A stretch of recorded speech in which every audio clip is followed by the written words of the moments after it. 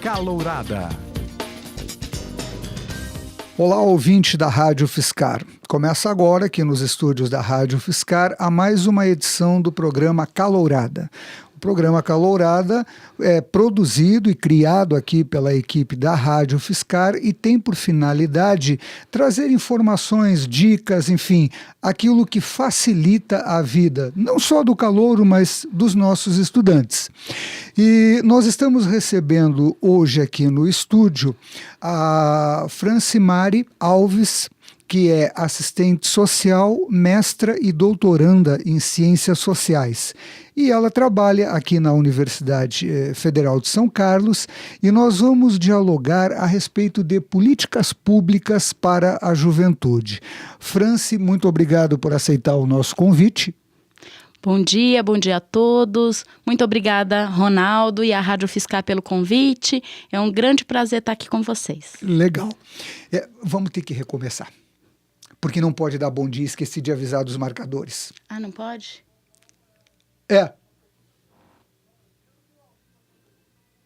Tá. Vamos de novo. Então tá, o finalzinho só.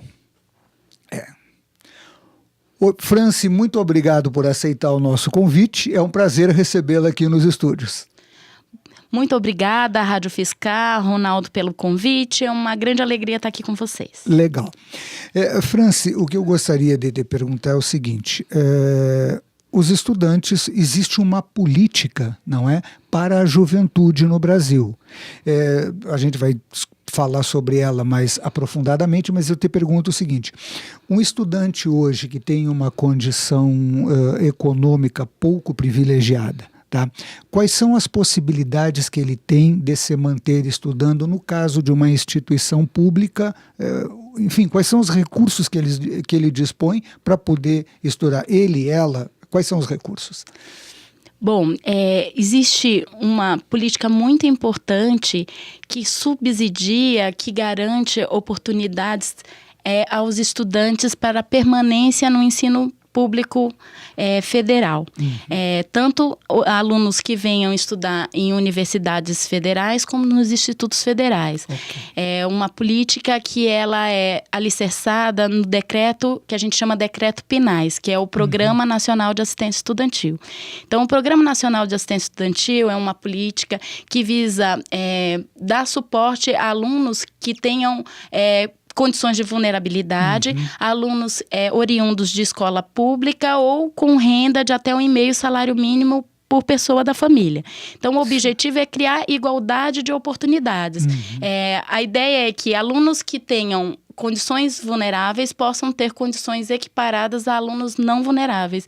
Então, portanto, é uma política que visa dar o suporte à permanência, para que o aluno não precise, além de estudar, desenvolver outras atividades de trabalho, para que isso não conflite e não diminua as suas condições de aprendizado e que isso pode causar uma diferença. Então, é uma política reparatória. Perfeito. E um direito social. Perfeito. Eu te pergunto essa questão pelo seguinte. Com essa questão do Enem, nós temos aí estudantes, por exemplo, do norte, do sul do Brasil, estudantes que saem daqui vão estudar no sul, no norte, etc. A questão do deslocamento desses estudantes, eu te pergunto sobre aquela questão da redução do preço de passagens interestaduais. Como é possível isso? Como é que funciona essa política? Quais as possibilidades de efetivamente torná-la efetiva na vida de um estudante que, por exemplo, ele veio de Goiás ou do Mato Grosso ou de Roraima para estudar aqui na UFSCar? Isso, eu acho que a gente pode pensar didaticamente em dividir as políticas de duas formas. Sim. Políticas voltadas ao estudante universitário, políticas de assistência estudantil, que são políticas assistenciais, mas que estão sob responsabilidade do Ministério da Educação. E a gente pode também pensar em políticas sociais para toda a juventude, independente de ser estudante ou não ser estudante. Então, você me perguntava antes da política de assistência estudantil. Então, a política de assistência estudantil é um suporte voltado ao estudante ingressante no ensino superior, voltado para a graduação. Infelizmente, o PNAES, ele não tangencia os alunos de pós-graduação. Então, os alunos de graduação podem, sim, receber, se tiver em condições de vulnerabilidade, dentro desse teto de 1,5 salário mínimo, a possibilidade de receber subsídios para distintas áreas: moradia, alimentação, transporte, inclusão digital, auxílio creche. Então, tem um rol de áreas que o PNAES subsidia. Por certo, os recursos não são recebidos pelas universidades, não são suficientes para oferecer todas essas coberturas para todas as pessoas que têm até 1,5 salário mínimo. Então, a universidade acaba criando critérios para selecionar o seu público de acordo com a sua possibilidade de custeio. Certo. Então, aqui na Universidade Federal de São Carlos, os alunos de até 1,5 salário mínimo podem, sim, solicitar os benefícios. Mas, para pessoa, de fato, conseguir esse benefício, além da condição de renda, ela precisa ter outras vulnerabilidades, certo, como familiar, alguma questão de problema de saúde na família, ou questões de moradia. Então, além de se analisar a renda, se analisa outras questões de vulnerabilidade. Então, pode concorrer, mas não necessariamente todas as pessoas que estão nesse perfil vão obter. A gente ranqueia e classifica os alunos em 3 níveis de vulnerabilidade. Vulnerabilidade 1, 2 e 3. Então, todos os alunos que estão no nível de vulnerabilidade 1 e 2 não tem uma limitação, o número de bolsas são atendidos. Certo. Os alunos que entram a partir da vulnerabilidade 3, infelizmente, com os recursos que a gente obtém hoje, eles não têm acesso. Mas nós avançamos muito aqui na universidade. Antes, o corte, o único critério de vulnerabilidade era a renda, e a gente entendeu que a vulnerabilidade é multidimensional. Então, a gente não pode captá-la com um único indicador, que é renda. Então, se constituiu uma nova metodologia de avaliação socioeconômica que foi iniciada já nesse ingresso de 2018. Perfeito. Então, estão se criando novas ferramentas e se aperfeiçoando essa entrada do aluno no programa de assistência estudantil nessa universidade. Agora, com relação a outras políticas de juventude, aí sim, sob a tutela do Ministério de Desenvolvimento Social, e essas políticas são voltadas para toda a população jovem, e não só o jovem universitário, não só o jovem estudante, qualquer jovem, eles podem sim ter acesso ao que a gente está chamando de identidade jovem, a um programa chamado Identidade Jovem.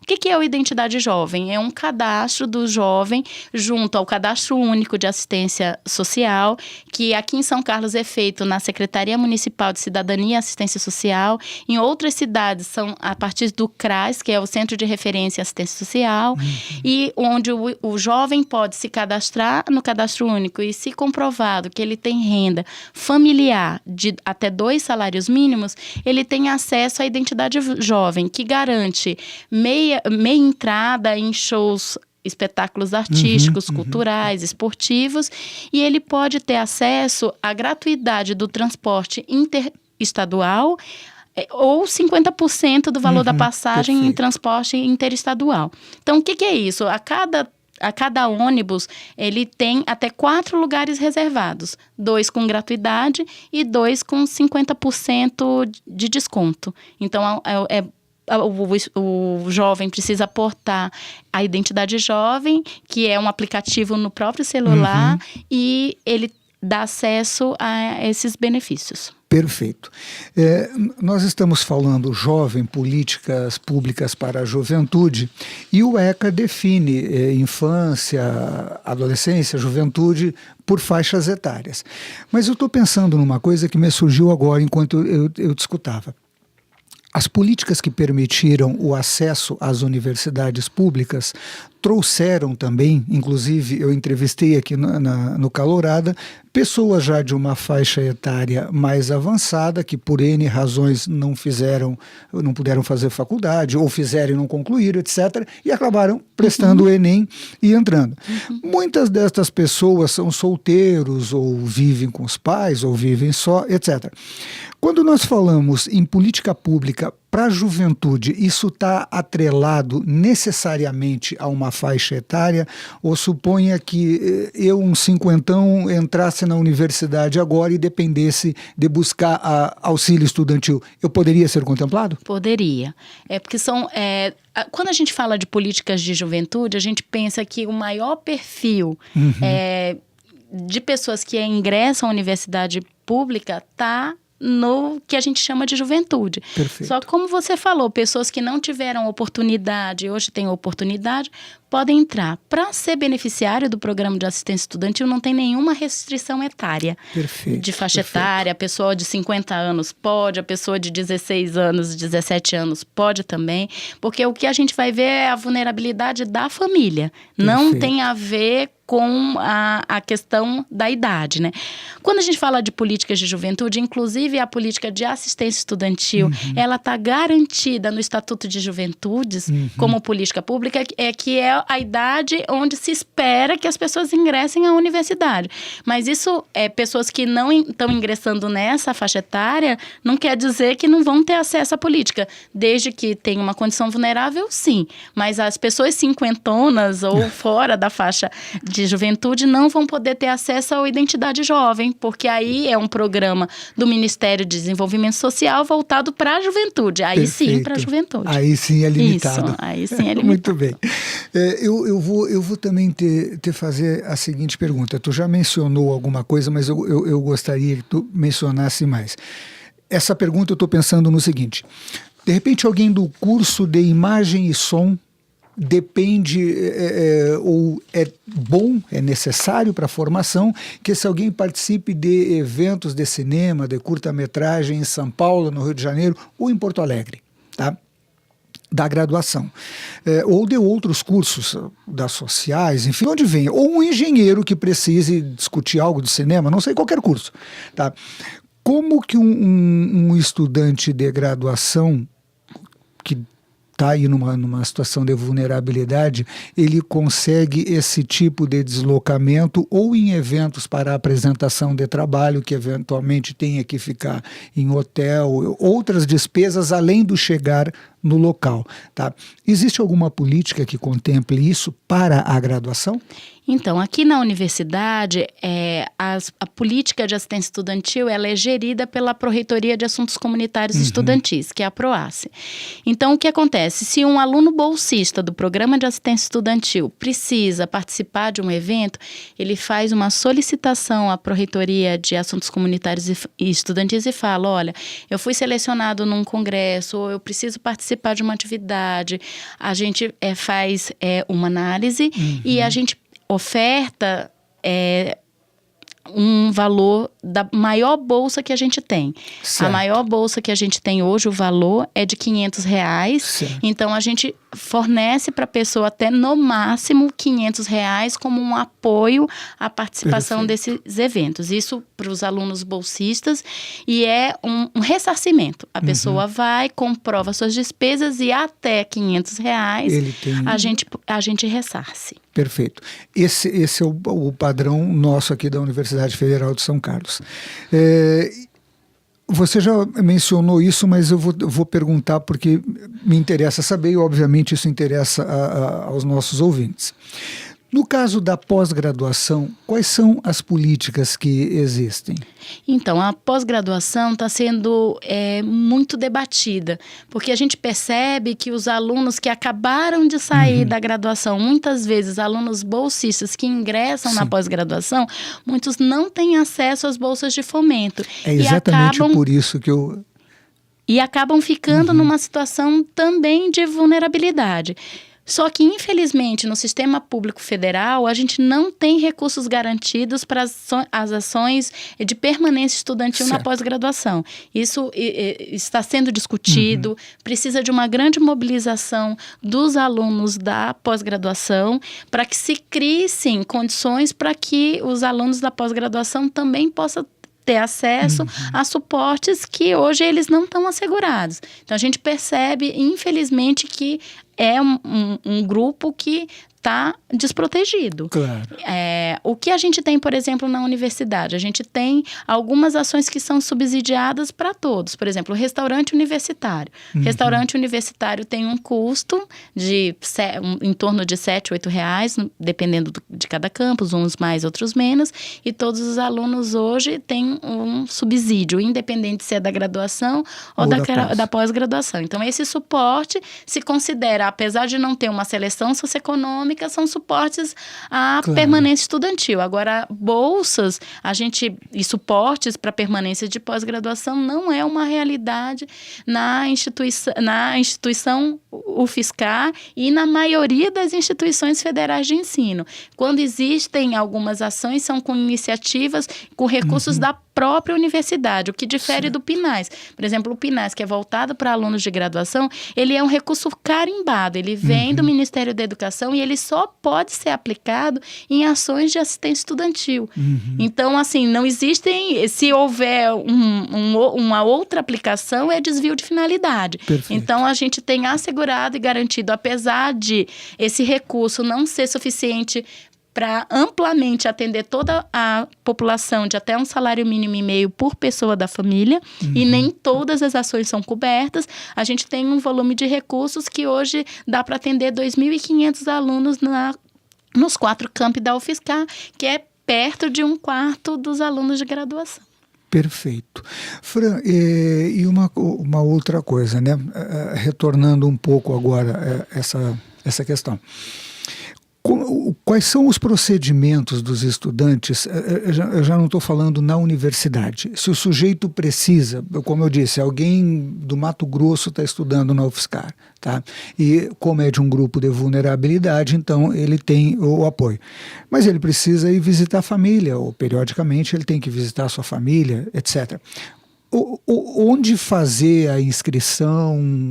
Quais são os documentos necessários? Pensando mesmo numa dica que ajude a facilitar, vale a pena quem está assistindo e tem interesse tomar nota das dicas, né, que já fica melhor informado. Para a pessoa ter acesso à gratuidade ou meia passagem no transporte público interestadual, ele precisa fazer o cadastro no Cadastro Único de Assistência Social, que aí é de responsabilidade dos municípios, porque a política de assistência social é municipalizada. Então é muito importante falar para os estudantes de uma forma geral, ou candidatos a estudantes de ensino superior, que o fato dele ter acesso à política de assistência estudantil não o exclui da política de assistência social. As políticas públicas, elas precisam ser integradas. Então, um estudante que recebe a bolsa na sua universidade, ele pode sim pleitear os benefícios da assistência social. Então, a gente está falando de um programa específico, que é o Identidade Jovem, que é voltado para essa faixa etária entre 15 e 29 anos. Então, se o aluno está em uma condição de vulnerabilidade, é de outro estado e precisa do transporte gratuito ou altamente subsidiado, ele pode e deve fazer o seu cadastro no Cadastro Único. Aqui em São Carlos é feito na Secretaria Municipal de Cidadania e Assistência Social. E se comprovado que ele tem renda de 2 salários mínimos, renda familiar, e não é per capita, renda familiar de 2 salários mínimos, ele tem acesso. Então, ele faz esse cadastro, e esse cadastro ele precisa ser atualizado pelo menos a cada 2 anos. Então, por exemplo, a pessoa fala, mas eu já sou cadastrado no Cadastro Único e eu não consegui o ID Jovem. Então, ele precisa atualizar o cadastro dele a cada 2 anos para que ele consiga se manter ativo no Cadastro Único. Perfeito. Então, o primeiro passo é se cadastrar no Cadastro Único e tem o rol documental que é informado na própria secretaria para que se calcule e se comprove a sua situação de renda, a situação da renda familiar. E a partir do seu cadastro no Cadastro Único, ele pode pedir o Identidade Jovem se ele tiver nessa faixa etária entre 15 e 29 anos. Isso dá acesso, como eu falei, a 50% de gratuidade em ações de cultura, esporte, lazer, shows, eventos,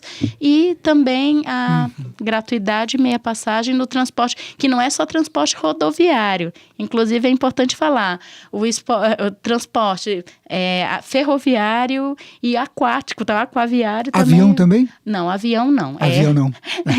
ônibus, trem e barcos, Barcos. né? Isso. Perfeito. Mas nesse caso específico, pensando naquele hipotético estudante com 50 anos de idade, cuja família vive, sei lá, Dom Pedrito, Rio Grande do Sul, ele não teria como conseguir esse subsídio pelo município. Pelo município, não. Pela política de assistência social, que é municipalizada, não. Porque o Identidade Jovem é para o público jovem, até 29 anos. Perfeito. Então, a pessoa até 29 anos, sim. Infelizmente, a partir de 29 anos, não. Já não é mais possível. Não é mais possível a partir dessa política. Bom, e eu te pediria uma coisa, Fran. Você falou da conexão das políticas, né? Que existe uma proteção para o estudante da educação básica, depois para a juventude, no caso, que seria essa idade ideal da pessoa estar cursando a universidade. Eu te pediria para falar um pouquinho mais sobre a política pública no geral, essas políticas protetivas no Brasil, não é? Pensando não somente nos nossos estudantes que acompanham o programa Calorada, mas até quem está escrevendo alguma coisa a respeito, quem tem um TCC para fazer. Então, de repente, qual a lei, onde procurar essas informações, como os estudantes podem fazer? Eu acho que é muito importante os estudantes estarem conectados ao seu território. Então, muitos são da cidade. Alguns são das cidades, muitos são das regiões e alguns são de regiões mais distantes.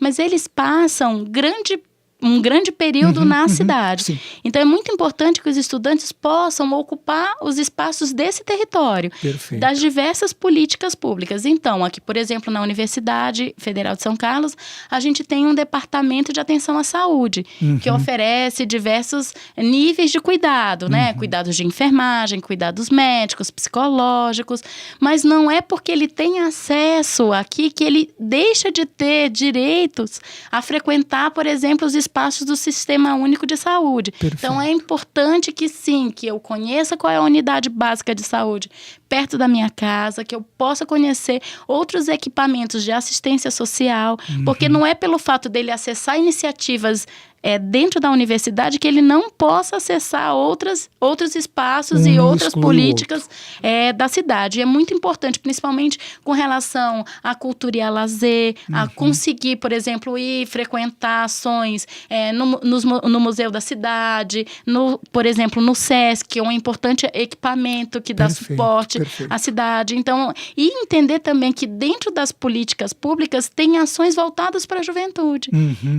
E aí a importância da conexão e da intersetorialidade para dar suporte às diversas necessidades que os estudantes têm durante o período de graduação, de formação deles e até de pós-graduação. Entendendo que o momento de chegada coincide com um momento de muitas mudanças para as pessoas, né? Início à vida adulta, saída muitas vezes de uma condição protegida na sua família ou não. Tem alunos que já vêm com histórico de violência e de rupturas de vínculos anteriores, mas de uma forma geral, se está mudando muitas coisas na vida de uma pessoa ao mesmo tempo, né? Claro. A saída da casa, muitas vezes um espaço, uma cidade que não conhece, muitos vêm de cidades menores ou de culturas diferentes. Então, é um momento que a pessoa precisa de muitos suportes. Legal. E aí as políticas sociais estão para proteger todos os cidadãos e, inclusive, e de uma maneira importante, os estudantes universitários. Perfeito. Franci, eu gostaria de te agradecer por ter batido esse papo aqui conosco, não é? Eu encerro agora a mais esta edição do programa Calorada e se você quiser escutá-lo novamente, basta entrar www.radio.fiscar.br e acessar os podcasts. E sugiro também fortemente que baixe o nosso aplicativo, porque pelo aplicativo você pode concorrer a ingressos gratuitos para shows e eventos, etc., que acontecem na vida cultural da nossa cidade. Um grande abraço e até a próxima edição. 95,3 FM.